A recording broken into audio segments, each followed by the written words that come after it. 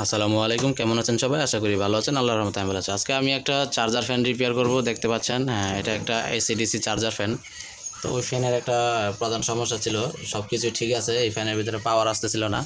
তো এখন আমি এই পাখাটি খুলে নিয়েছি, যে কারণে পাওয়ার আসতেছিল না। তো এটা হচ্ছে আপনার সার্কিটের 12 ভোল্টের লাইন, এখান থেকে খোলা হয়েছে। আর এটা হচ্ছে আপনার ইনপুট ভোল্টেজ 220 ভোল্ট, যেটা আমাদের এসি লাইন। তো এই লাইনের সাথে এখানে কানেকশন থাকে। তো আপনারা দেখতে পাচ্ছেন আমার যে সার্কিটটা রয়েছে, এটা কিছু কিছু জায়গা দিয়ে পুড়ে গেছে। যেমন এখানে ব্লাস্ট করছে, ব্লাস্ট করার পরে এখানে পুড়ে গেছে, এখানে পুড়ে গেছে। তারপর এই পাশ দিয়ে আপনার ফিউজ পুড়ে গেছে।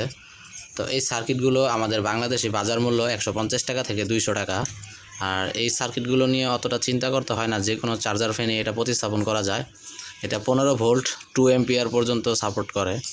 তো এখন যেহেতু এই এসএমডি পার্টসগুলো পুড়ে গেছে, তো সেই কারণে এই সার্কিটটা আমি মেরামত করব না। আর এটা মেরামত করার উপযোগীও না, যেহেতু পিছন থেকে এসএমডি পার্টসগুলো পুড়ে গেছে। এসএমডি পার্টসগুলো পুড়ে গেলে এসব সার্কিট মেরামত করা সহজ থাকে না, কারণ এর গায়ে যে মান দেওয়া থাকে এই মানগুলো পুড়ে যায়। কিছু কিছু জায়গায় মান লেখা আছে, আবার যেখান দিয়ে পুড়ে গেছে সেখান দিয়ে মানগুলো লেখা নেই। তো আমরা বাজার থেকে একটা নতুন সার্কিট কিনে এনেছি এটাকে প্রতিস্থাপন করার জন্য। তো চলুন আমরা নতুন সার্কিটটা দেখি।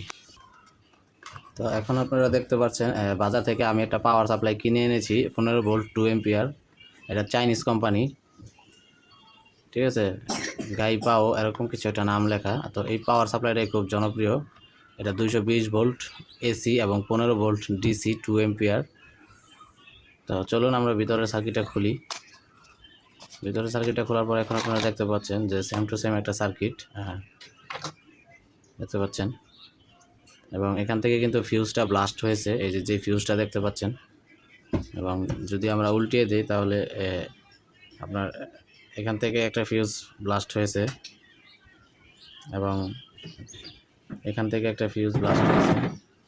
তো আমরা এখন এই সার্কিট থেকে কিছু মান নিয়ে নিব, যাতে পরবর্তীতে আমরা মেরামত করতে পারি।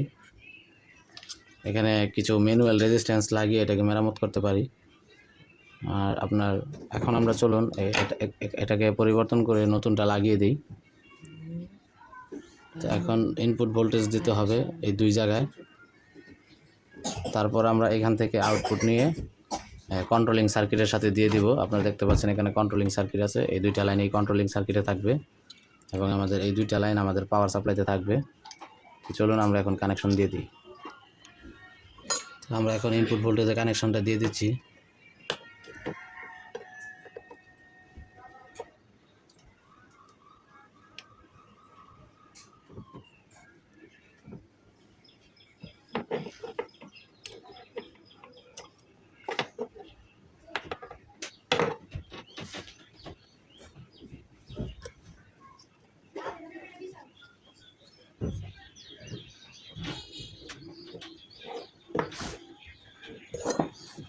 আমাদের ইনপুট ভোল্টেজটা দেওয়া হয়ে গেছে। তো আমরা এখন সার্কিটে পাওয়ার দিয়ে আমরা আউটপুট ভোল্টেজটা চেক করে দেখব।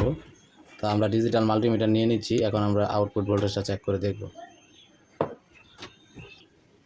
তো আমরা ডিজিটাল মাল্টিমিটার নিয়ে নিয়েছি, আমরা এখানে পাওয়ার দিয়েছি। তো প্রথমে আমরা এসি ভোল্টেজটা চেক করব, তাই এসি 750 রেঞ্জে সিলেক্ট করে নিলাম। এখন আমি যদি এখানে এসি ভোল্টেজে ধরি, দেখতে পাচ্ছেন এসি 240 ভোল্ট দেখাচ্ছে। তো এখন যদি আমরা ডিসি ভোল্টেজটা চেক করি, তো এটা হচ্ছে আমার আউটপুট। আমি যদি এখন এখানে আউটপুটটা চেক করি, আপনারা দেখতে পাচ্ছেন এখানে 15 ভোল্ট দেখাচ্ছে। সার্কিটে যেটা বলা ছিল সেটাই আছে। তো চলুন আমরা এখন কন্ট্রোলিং সার্কিটের সাথে আমাদের এই দুইটি লাইন কানেকশন করে দিই। তো আমি পজিটিভের সাথে পজিটিভ কানেকশনটা করে দিচ্ছি।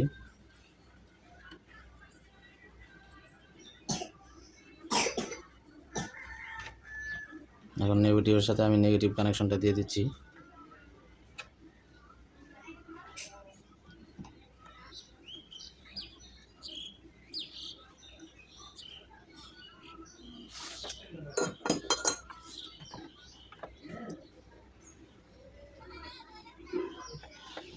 তো এখন আমাদের ইনপুট এবং আউটপুট ভোল্টেজ দুইটাই দেওয়া কমপ্লিট। তো এখন আমাদের দেখতে হবে আমাদের ফ্যানে পাওয়ার এসেছে কিনা। আমি এখন ইনপুট ভোল্টেজটা দিয়ে দিচ্ছি এখানে। দেখতে পাচ্ছেন আমাদের লাইটে পাওয়ার এসেছে। তো এখন আমরা যদি আমাদের পাখাটা চালিয়ে দেখি, দেখতে পাচ্ছেন আমাদের পাখা চলতেছে।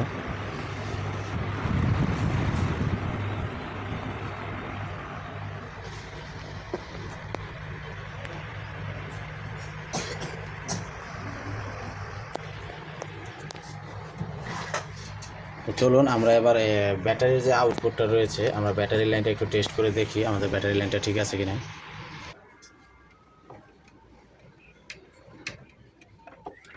তো এটা হচ্ছে আমাদের ব্যাটারির লাইন। তো ব্যাটারি লাইন টেস্ট করতে হলে আমাদের একটি প্রান্ত খুলে নিতে হবে। তো আমরা একটি প্রান্ত খুলে নিচ্ছি।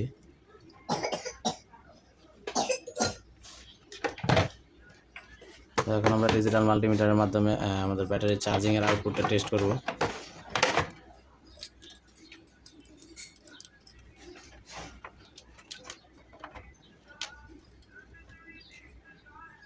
তো আমি আবার ইনপুট ভোল্টেজটা দিয়ে নিচ্ছি।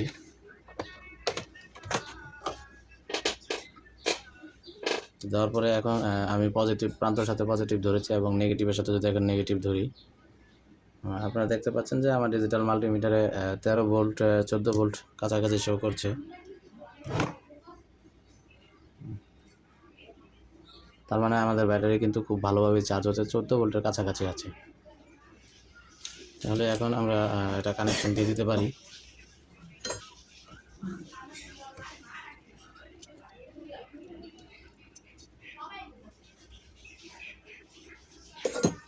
তো চলুন আমরা এখন সম্পূর্ণ ফ্যানটা ফিটিং করে দিই, তারপর আমরা আবার চালিয়ে দেখব। তো আমি ফ্যানের কভারগুলো সব লাগিয়ে নিয়েছি, আপনারা দেখতে পাচ্ছেন এখানে উপরের সাইডটা সাথে নিচের যে বডি কভারটা রয়েছে সেটা লাগিয়ে দিয়েছি এবং ব্যাটারির ভিতরে প্রতিস্থাপন করে দিয়েছি। তো আমরা এখন ফ্যানটাকে চালিয়ে দেখব এটা কী অবস্থা। তো চলুন। তো এখন আমরা ফ্যানটা হাতের কাছে নিয়েছি, এখন আমরা পাওয়ার সাপ্লাইতে পাওয়ার দিব। তো পাওয়ার দেওয়ার পর আপনারা এখানে দেখতে পাচ্ছেন যে চার্জিংয়ের বাতি শো করছে। তো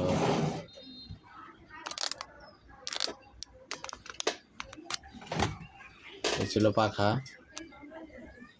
তো এখন আমরা যদি এখন কিন্তু আমাদের পাখাটা চলতেছে।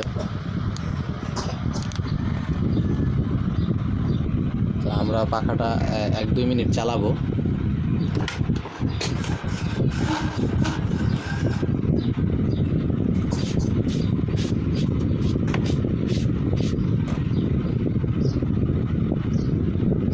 তো আমরা এখন ব্যাটারির মাধ্যমে চালিয়ে দেখব এবং আমাদের পুরাতন যে সার্কিটটা রয়েছে, প্রথম সার্কিটটা আমরা তার মালিকের কাছে দিয়ে দেব। এটা আমরা রেখে দিলাম, বা উনি না নিলে আমার কাছে রেখে দেবো, কিন্তু প্রমাণ হিসাবে এটা দেখাতে হবে। চলুন আমরা এখন ইনপুট ভোল্টেজটা খুলে ফেলি। এখন কিন্তু আমাদের ব্যাটারির মাধ্যমে চলতেছে। পাখাটা যদি এখন বন্ধ হয়ে যায়, তো আমরা যদি এখন লাইনটা খোলা আছে, তো যদি আমরা এখন ব্যাটারির মাধ্যমে চালাই, তো দেখুন 1 মিনিট চার্জ দেওয়ার সাথে সাথেই আমার ব্যাটারিটা চার্জ হয়ে গেছে। তার মানে আমাদের সব কিছু কমপ্লিট আছে। তো আমরা এখন এটা ডেলিভারি দিয়ে দেবো। তো ভালো থাকবেন সবাই, আল্লাহ হাফেজ।